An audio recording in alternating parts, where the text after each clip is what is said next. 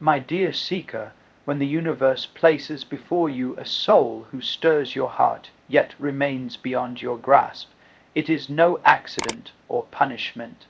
The psyche, in its infinite wisdom, summons such encounters to mirror the unseen, to rouse the slumbering parts of your being, and to guide you toward the self, the center of your wholeness. Let us journey into the depths of this mystery, for it is in the pain of unattainable love that the soul's greatest truths are revealed. The Anima/Animus projection, a call to inner union, my friends. There are figures in our lives who do not remain long, yet they linger in the soul with such intensity that we mistake them for destiny. They are not mere people, but images, symbolic carriers of something we have lost within ourselves. In the inner architecture of the psyche there exists what I have termed the anima in men and the animus in women. These are not roles, they are not gender. They are the contrasexual archetypes, the soul's forgotten twin, buried in the unconscious, shaping how we perceive love, intimacy, and even God. And so, when we meet a person who embodies this archetype, the effect is often overwhelming. We feel as though we have known them forever, as though they hold a piece of our very essence. But this is not love, at least not in the conscious sense. This is projection. We have cast upon them our inner image of wholeness. They appear beautiful, ideal, sometimes terrifying, because they reflect not who they are, but what we are missing. The anima, I once wrote, is the soul. She mediates between the ego and the depths of the unconscious. The person you cannot be with. The one who seems just out of reach often serves this symbolic function. Their inaccessibility is not a cruel trick of fate. It is the unconscious protecting the process of individuation. If you could possess them, you might become lost in them, forever seeking outside what can only be found within. The archetype does not want to be fulfilled by another. It wants to be lived through you. Let me offer an example. A quiet, emotionally restrained man becomes enraptured by a woman who radiates warmth, vitality, and expressive freedom. She lives far away. He cannot be with her, yet in longing for her, he discovers his own forgotten feelings. He begins to write, to weep, to dream. She, the unattainable, has activated his anima, his inner soul image, and in doing so has given him back to himself. This, I say, is the sacred function of the projection, not to lead us into possession, but to lead us into integration. Do not curse the distance. Do not mourn the separation. Instead, ask, what part of me have they awakened? What inner voice have they returned to my attention? For the one you cannot hold may be the one who reveals what you must hold within. And thus, love becomes not a union with another, but a union with the self, the shadow's invitation. Facing the unacknowledged, there is within each of us a region we dare not enter, filled with memories we would rather forget, emotions we judge unworthy, and impulses we fear to name. This region I called the shadow. It is not evil. It is simply that which has not yet come into the light, and often it is another human being who carries it for us. You may find yourself drawn, almost magnetically, to someone who unsettles you. They may awaken jealousy, longing, or shame. You might admire their strength while feeling inferior, or desire them with an intensity that surprises and frightens you. This is not random. This is your shadow calling. One does not become enlightened by imagining figures of light. I once wrote, but by making the darkness conscious. The one you cannot have may not be here to complete you, but to confront you. Their presence is an invitation to examine the parts of yourself you have exiled. Why do they trigger you? Why do you ache when you think of them? Why do they stir something primal in your chest? Because they represent a quality, a wound, a longing you have not yet faced? For instance, a woman may find herself deeply attracted to a married man, ambitious, assertive, unapologetically driven. She feels powerless in his presence, but this is not simply about romance. His ambition reflects her own, long repressed under years of conditioning, expectation, or fear. What she admires is what she has disowned, and his unavailability is not just an obstacle. It is a gift, for if he were available, she might remain lost in projection, building fantasies, delaying the real work. But the impossibility of union breaks the spell and turns the light inward. She begins to ask, where did I lose my voice? Where did I abandon my desire to create, to strive, to lead? The shadow does not leave us alone. It appears again and again until we are willing to look it in the eye. It often wears the face of someone we cannot have, not to punish us, but to awaken us. This figure is not your destiny, they are your mirror. They reflect not what is missing in the world, but what is hidden in you. To walk the path of individuation is to stop chasing and start integrating. When you feel triggered, pause. Ask not, why are they doing this to me? But rather, what are they showing me about myself? For only when the shadow is made conscious can it be transformed. And in doing so, you are no longer at the mercy of others to show you who you are. You reclaim what is yours. You become whole. The one you desire may be unreachable, but their meaning lies not in union, but in revelation. The complex's activation.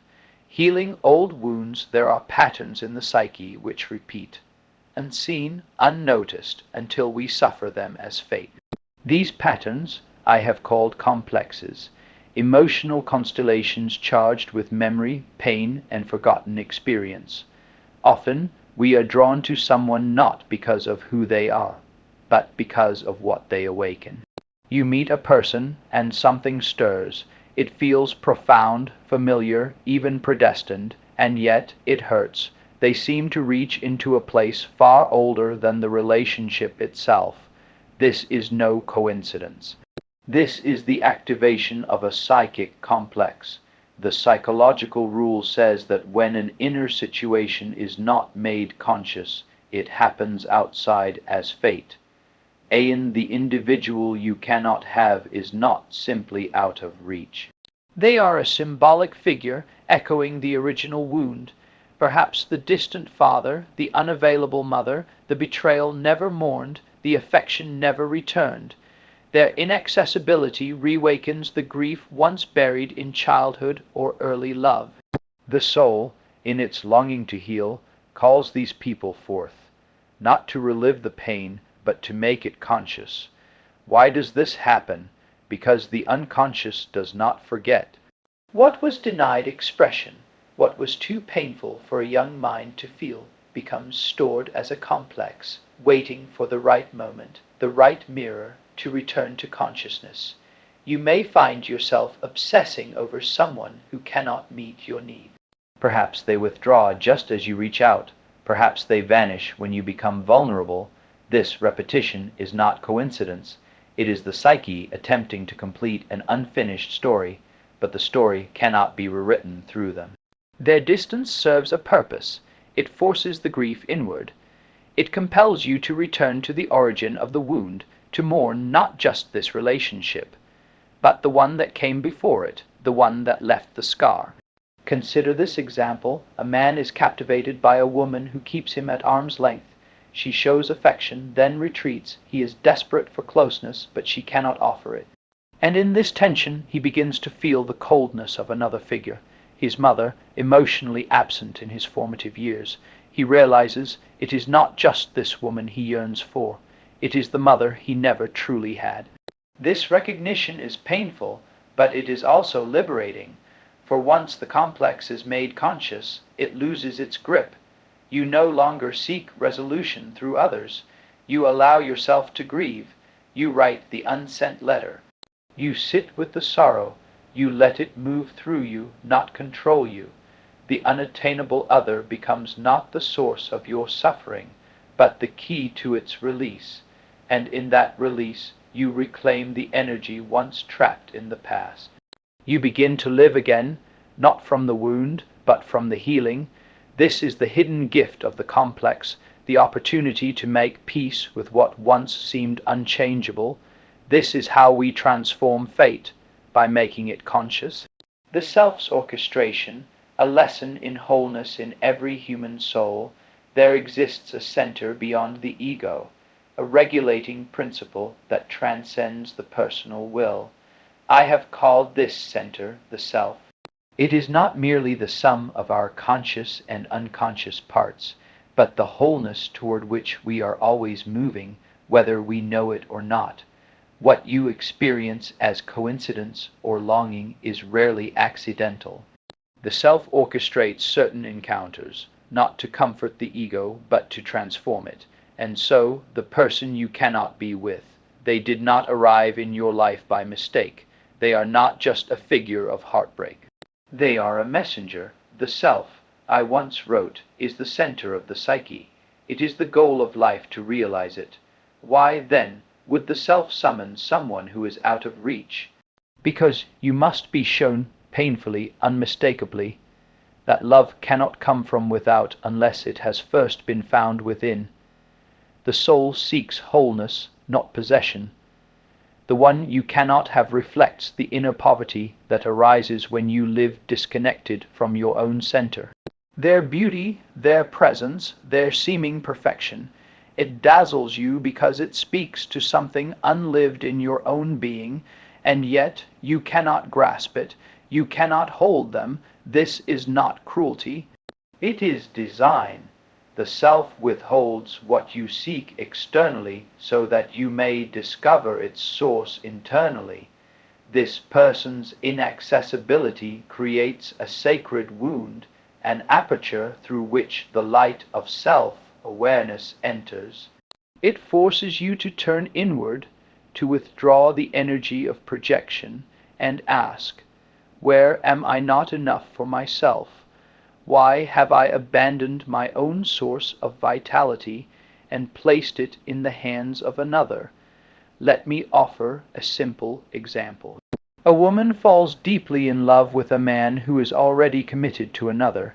She aches for him, idealizes him, dreams of what cannot be, but over time the ache becomes unbearable. She has no choice but to step away. And in her solitude, something shifts. She begins to paint again. She travels. She writes poetry in the early hours of the morning. She rediscovers the beauty that once lived within her, and realizes that it had never truly left. He was not the source of her passion. He was the trigger. The self had used him symbolically, archetypally, to redirect her attention inward. This is not the story of loss. It is the story of return, return to the soul, to purpose, to creative vitality, to that which no one can give or take away. The unattainable other is the gatekeeper to your inner sanctuary. Do not resent them, thank them, for they have served the most sacred function of all, to awaken you to yourself. The necessity of suffering, transformation through pain, there is a truth that the modern mind resists, that suffering is not only unavoidable, it is essential. Without suffering, there is no movement. Without pain, no transformation. The soul does not grow in comfort, it grows in fire. I have said before, and I say again, there is no coming to consciousness without pain. Contributions to analytical psychology, and so, when you love someone you cannot be with, and your chest tightens with longing, your nights echo with silence, your heart aches without remedy, this too is a summons of the soul. This is not a punishment, it is a process. The person you long for, but cannot hold, arrives not to complete your story, but to break it open.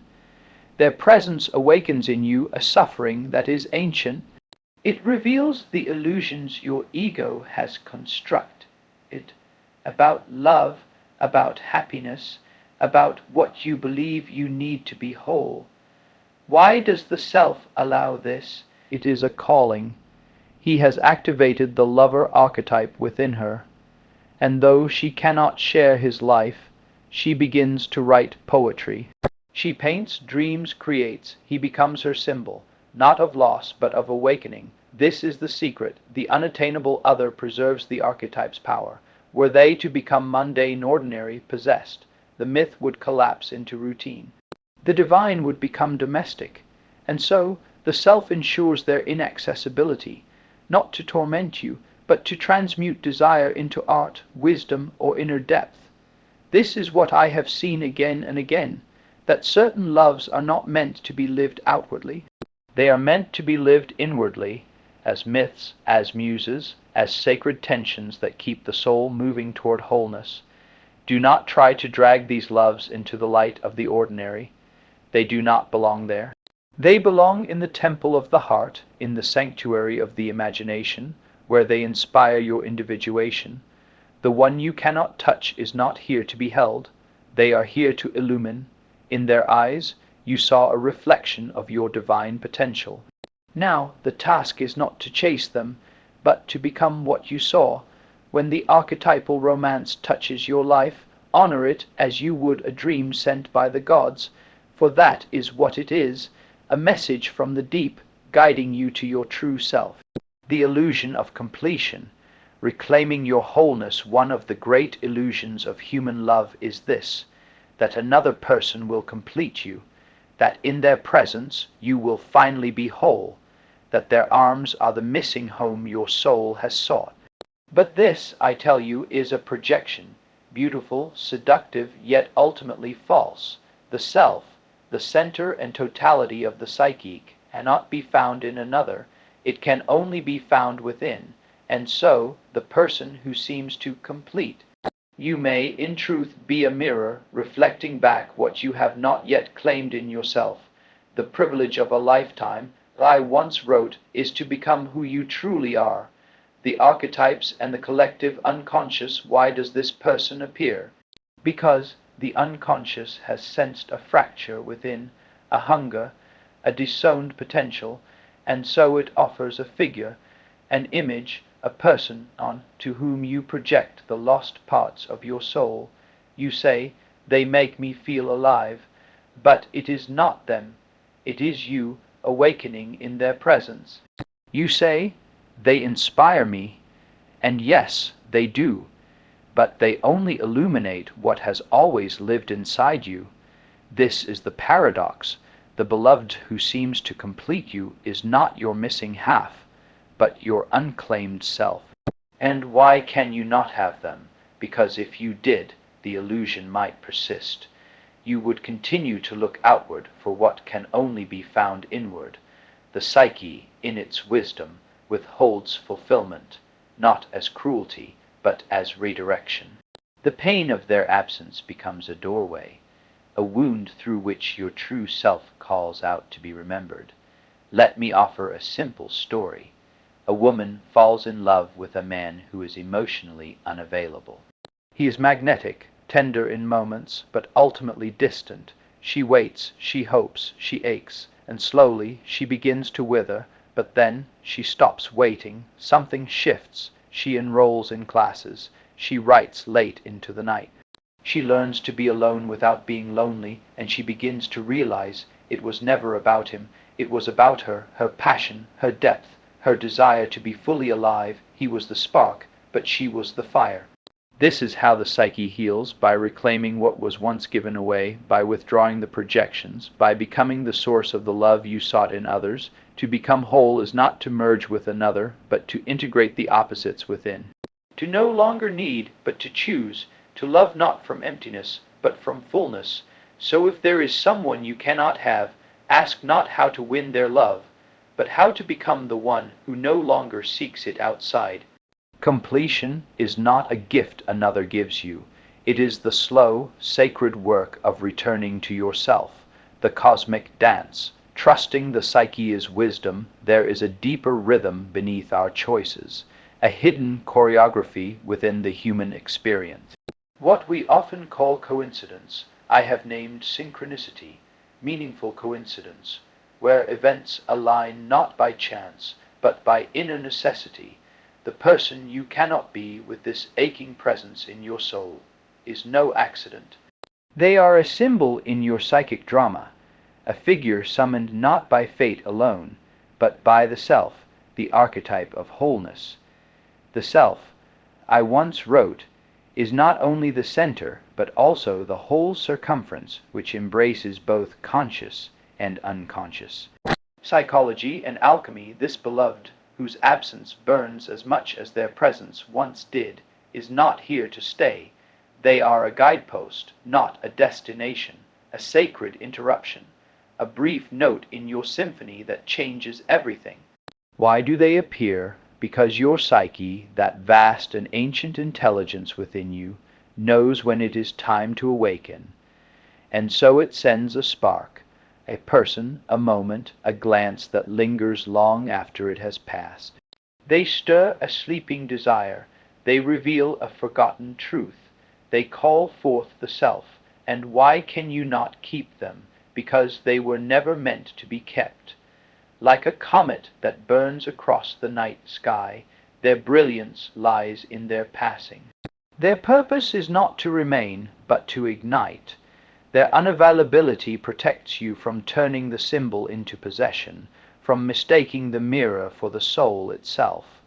Their departure ensures the lesson completes its arc, not in clinging, but in surrender.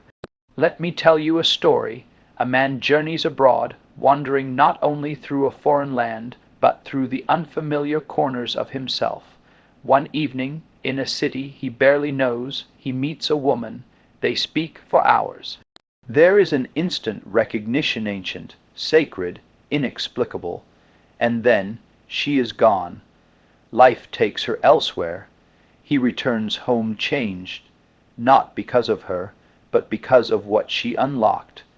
Her eyes stirred something he had forgotten, his yearning for the eternal. He begins to meditate, he studies symbols, he walks the path of the spirit. She was not his destination, she was the door. This is the wisdom of the psyche. It sends us what we need, not always what we want. It knows when to withhold, when to fracture, when to set fire to the path so that we may walk it awake. Do not resent the one you cannot have. Bless them.